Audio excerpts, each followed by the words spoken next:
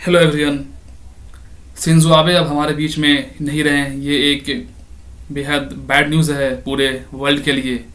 जब वो आज अपना स्पीच जब वो डिलीवर कर रहे थे, उसी समय एक तीत सुआया यामागामी, एक 41 साल का बंदा जो कि ऑलरेडी नेवी में ये सर्व कर चुका था, इसने उन्हें शूट कर दिया, गोली मार दिया शिंजो आबे को।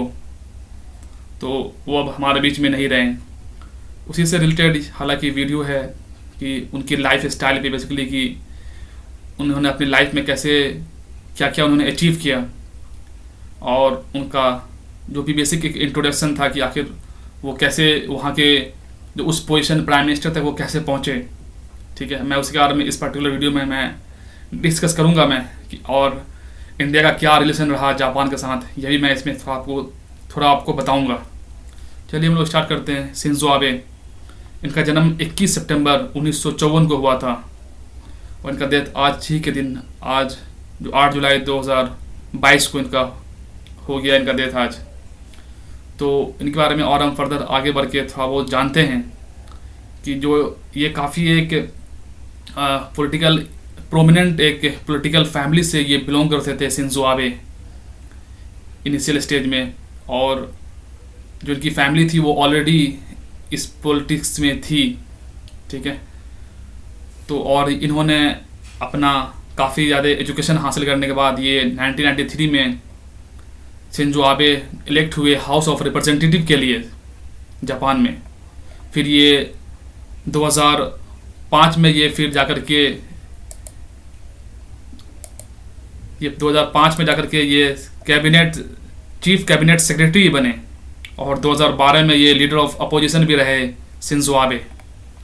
और ये जापानीज पॉलिटिशियन वो serve prime minister of Japan and president of the Liberal Democratic Parties, जो इनकी पार्टी का नाम था वो एलडीपी था, 2006 से 2007 तक, एंड अगेन 2012 से 2020 तक ये प्राइम मिनिस्टर भी रहे और इस पर्टिकुलर पार्टी के प्रेसिडेंट भी रहे।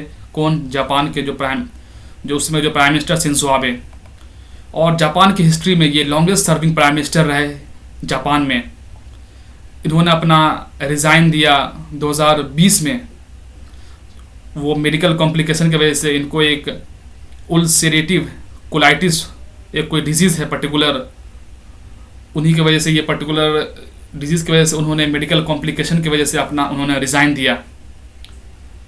उसके बाद हम आगे बढ़ते हैं। अब हम देखेंगे इंडिया और जापान के बारे में कुछ कि आखिर इंडिया और जापान का रिलेशन कैसा है। इंडिया और जापान का रिलेशन तो बहुत ओल्ड रिलेशन है। ये बुद्धिज़्म के टाइम से ही एंसेंट इंडिया से हमारा रिलेशन जापान के साथ रहा है। और जो अभी का जो मैं आपको कुछ बेसिक बताता हूँ, जो क्वाड है आज के डेट में आप देख रहे हैं, क्वाड्रिलेटरल सिक्योरिटी डायलॉग, जो इंडिया जिसमें जापान भी मेंबर है, यूएस भी, ऑस्ट्रेलिया भी है और इंडिया भी है। इसको शिंजो आबे जो शिंजो आबे थे उन्होंने इसको इनिशिएट किया था, इस पर्टिकुलर क्वाड को 2007 में, और इंडिया के द्वारा 2021 में उन्हें पद्म विभूषण भी दिया गया,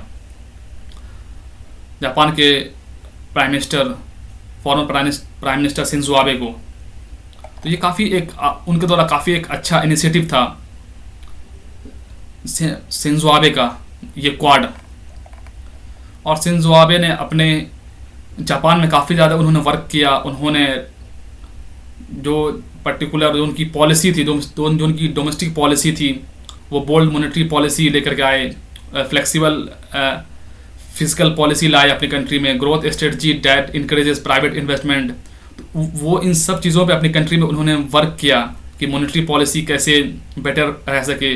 वहाँ का जो इनका टारगेट है कि 2% जो इन्फ्लेशन, 2% ही इन्फ्लेशन रहे, 2% पर्टिकुलर इन्फ्लेशन रहे। और जो हमारे इंडिया में है कितना है, 4 ± 2%। ठीक है, तो ये हमारी इन्फ्लेशन टारगेट है, लेकिन जो इनका इन्फ्लेशन टारगेट था वो 2% था शिंजो आबे का पर्टिकुलर, कि हमारे कंट्री में जो है वो इन्फ्लेशन 2% रहेगी। उनका ग्रोथ और strategy that encourages private investment भी वहाँ पर हो। ठीक, और उन्होंने एक, जापान तो जाना जाती है अपनी कंट्री के लव के लिए, तो वो आप समझ सकते हैं उनकी कंट्री में ऑलरेडी इन सब चीज़ों पर उन्होंने काफ़ी वर्क किया। उनकी फॉरेन पॉलिसी में north Korea, China and Taiwan पर उनका काफ़ी फोकस था। साउथ ईस्ट एशिया में भी उन्होंने काफ़ी ज़्यादा रोल अपनाया। या आप देख सकते हैं इंडिया और जापान के टाई को कि कि इंडिया और जापान का टाई कैसे एक अच्छे लेवल में पहुंचा। ये जो इमेज है इस बात की गवाही है और इस बात की विटनेस है कि इंडिया जापान कितने अच्छे फ्रेंड हैं, ऑल वेदर फ्रेंड आप बोल सकते हैं एक तरीक़ा से। और ये जो पर्टिकुलर पर्सन है जिन्होंने आज सुबह में जो ये समझिए कि ये नेवी के पर्सन है ऑलरेडी, ये कुछ जापान के जो former prime minister Shinzo Abe की कुछ पॉलिसी से ये इनका कहना है, अभी पूरा एग्जैक्टली नहीं पता चल पाया है आखिर बेसिक रीज़न क्या है। तो ये तेत्सुया यामागामी ये पर्टिकुलर पर्सन है जो कि इन्हें आज सुबह में ही गोली मार दिया गया इनके द्वारा, इस पर्टिकुलर पर्सन के द्वारा। ये ऑलरेडी नेवी में आप समझ सकते हैं। और आपको पता है कि जापान में गन लेना बहुत डिफ़िकल्ट टास्क है, इसी कारण इन्होंने देखिए जो गन है इनके पास, ये इनके द्वारा खुद से लगता है कि बनाया गया गन है ये, क्योंकि वहाँ पर जो जापान में आपको गन बहुत ही आसानी से आपको नहीं मिलेगा। वहाँ पर अगर आप अप्लाई भी करते हैं तो बहुत पहले आपको इन्वेस्टिगेशन होगा, आपके हेल्थ चेकअप होगा, आपका मेंटेलिटी क्या है, तो वो उन सब के बाद काफ़ी मुश्किल से वहाँ पर आपको गन वगैरह वहाँ पर अलाउ होती है, ठीक है।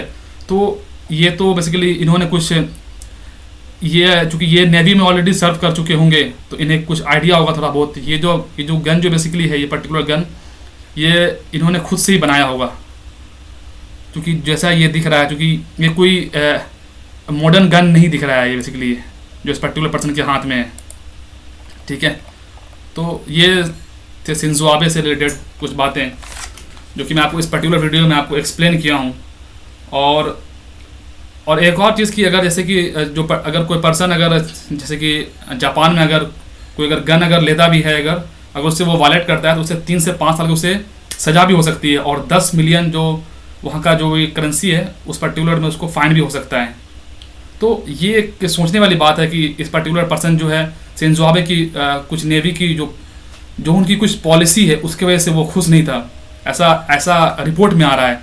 जब ये फिलहाल में 1-2 दिन के बाद ये सारी चीज़ें और ज़्यादा खुलेगी तो फिर मैं पर्टिकुलर वीडियो में और भी आपको एक्सप्लेन करूँगा कि और इसमें क्या क्या पॉइंट था, इस पर्टिकुलर जो चीज़ें हुई है यहाँ पर, जो कि पर्टिकुलर पर्सन ने जो शिंजो आबे को जो अभी असैसिनेशन किया अभी कर दिया है अभी। सो दोस्तों आज के लिए इतना ही था। बाकी हमारा रिलेशन काफ़ी अच्छा है जापान के साथ में। तो आप मुझे कमेंट सेक्शन में सिर्फ ये बता दें कि अभी के जो प्रेजेंट प्राइम मिनिस्टर कौन है जापान के। तो दोस्तों आज के लिए इतना ही है। Okay, take care, bye bye.